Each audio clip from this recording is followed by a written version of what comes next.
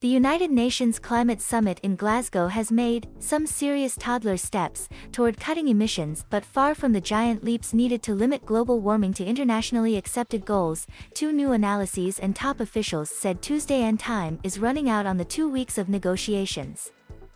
The president of the climate talks, Alok Sharma, told high-level government ministers at the UN conference to reach out to their capitals and bosses soon to see if they can get more ambitious pledges, because we have only a few days left. This month's summit has seen such limited progress. At a United Nations Environment Programme analysis of new pledges found they weren't enough to improve future warming scenarios. All they did was trim the emissions gap, how much carbon pollution can be spewed without hitting dangerous warming levels, a few tenths of a percentage point, according to the review released Tuesday. The analysis found that by 2030, the world will be emitting 51.5 billion metric tons of carbon dioxide each year, 1.5 billion tons less than before the latest pledges. To achieve the limit first set in the 2015 Paris Climate Accord, which came out of a similar summit, the world can only emit 12.5 billion metric tons of greenhouse gases in 2030. A separate analysis by independent scientists found a slight decrease in future warming, but one still insufficient to limit the warming of the planet to 1.5 degrees Celsius by the end of the century. The planet has already warmed 1.1 degrees since pre-industrial times. There's some serious toddler steps, United Nations Environment Programme Director Inger Andersen said in an interview with the Associated Press a few minutes after the UN analysis was finished. But they are not the leaps we need to see, by any stretch of the imagination. In Glasgow, officials touted advances, but not necessarily success. We are making progress, Sharma said, but we still have a mountain to climb over the next few days, and what has been collectively committed to goes some way, but certainly not all the way, to keeping 1.5 within reach. Andersen acknowledged that none of the three main UN criteria for success for the 2-week climate talks has been achieved so far. They are cutting greenhouse gas emissions by about half by 2030, securing $100 billion a year in aid from rich countries to poor nations, and having half of that money be for developing nations to adapt to global warming's worst harms.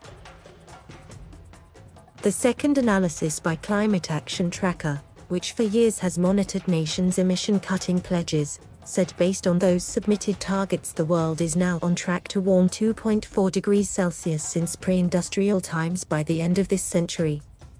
That's a far cry from the 2015 Paris climate deal overarching limit of 1.5 degrees Celsius and its fallback limit of 2 degrees Celsius.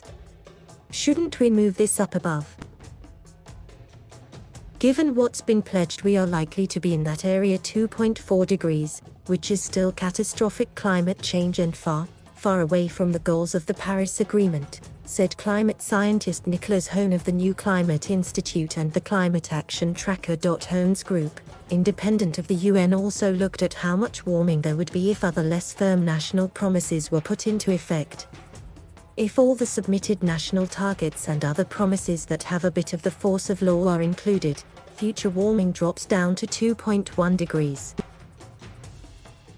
And in the optimistic scenario, if all the net zero pledges for mid-century are taken into account, warming would be 1.8 degrees, Hone said. That's the same figure as the International Energy Agency came up with for that optimistic scenario. Andersen said success is about her great-grandchildren living in a world with warming kept to the level outlined in the Paris Accord, and that the kids on the street protesting in Glasgow help the United Nations in pushing negotiators to do more.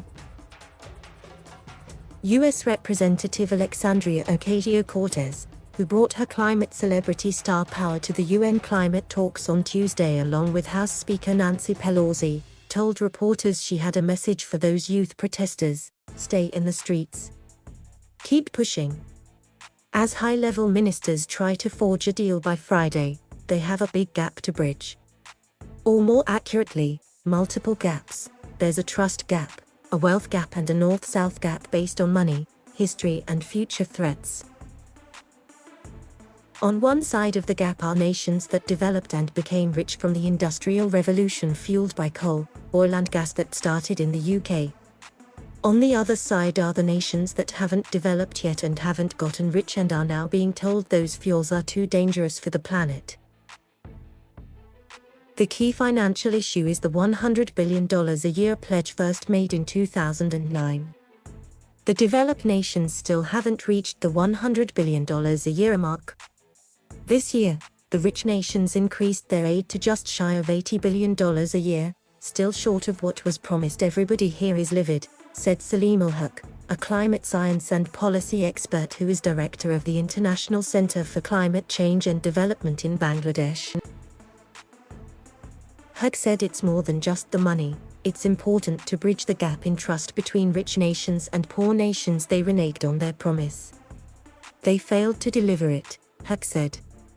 And they seem not to care about it. And, so why should we trust anything they say anymore? Anderson and Sharma still hold out hope. We're not done yet. We still have a couple of days, Anderson said. And so we're certainly from our side, from the United Nations side, we're going to try to hold everyone's feet to the fire. Ellen Nickmeyer contributed to this report from Glasgow. Read stories on climate issues by the Associated Press at https://upnews.com/hub/climate. Follow Seth Borenstein and Aniruddha Gosal on Twitter at @BorenBeers and @Anirudh1. Thank you for watching. Please subscribe,